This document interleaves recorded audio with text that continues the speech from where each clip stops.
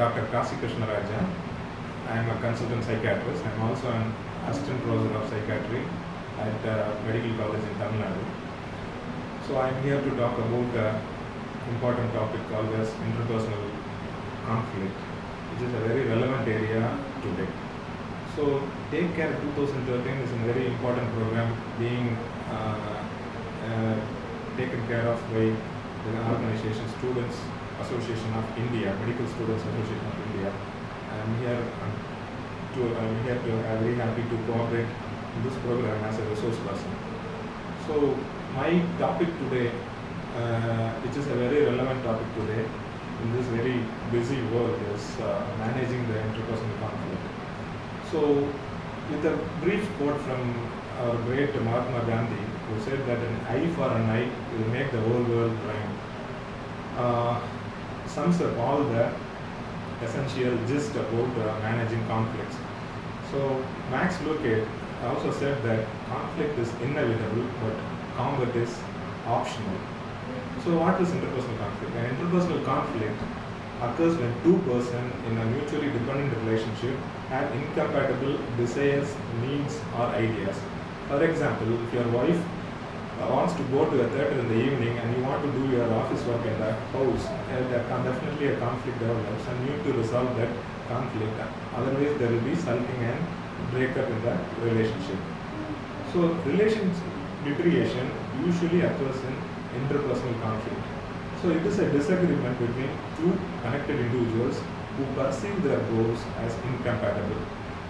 So, interpersonal conflicts occur when people are interdependent, when people are incompatible, and when people are interfering with the attainment of their own goals.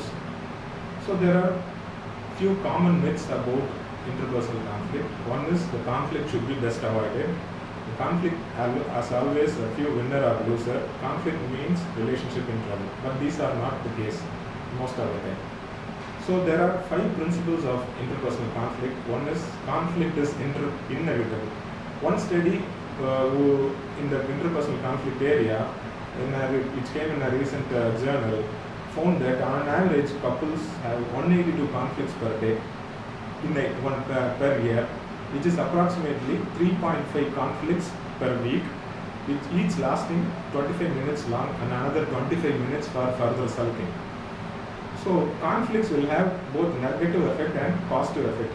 Then usually the negative effect is increased negative regard for the opponent you have in conflict, you are in conflict, a depleted energy which can be spent elsewhere, and the positive effects are you may emerge very stronger about after resolving the conflict, and you learn new skills like assertiveness, etc. Then conflict styles also have consequences. For example, you tend to compete with an individual who have a conflict, the conflict usually doesn't resolve. When you avoid the conflict doesn't resolve. When you are accommodating, it means that you sacrifice your own needs to maintain harmony, but your needs are not likely to go away.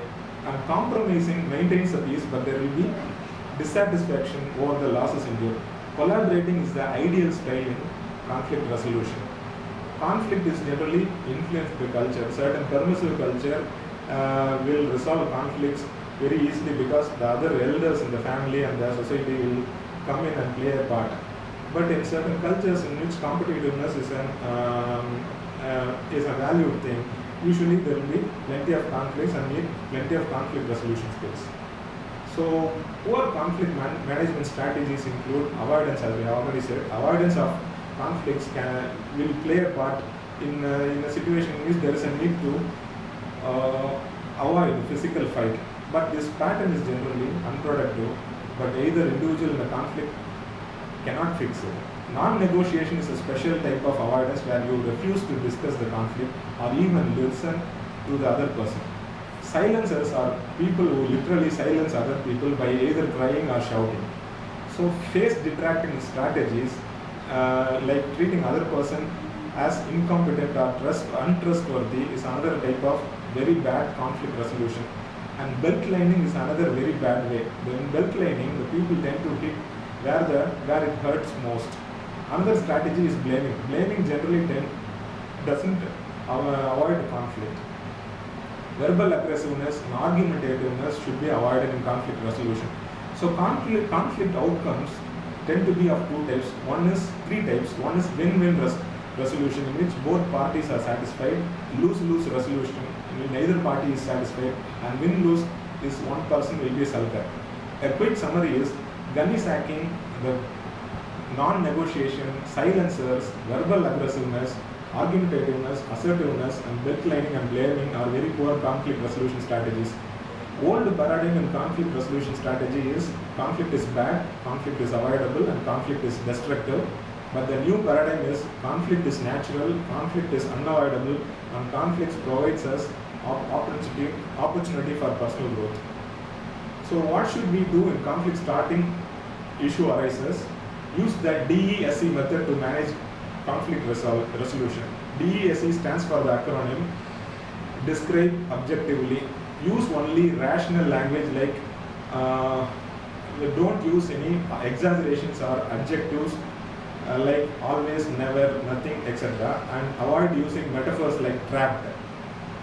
Tend to use I language even when talking about others' behavior. For example, instead of saying you just don't care, you say that I feel that you don't care.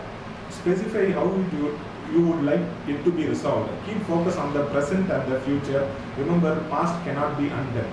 Consequences, like mention negative and positive consequences of conflict and resolution.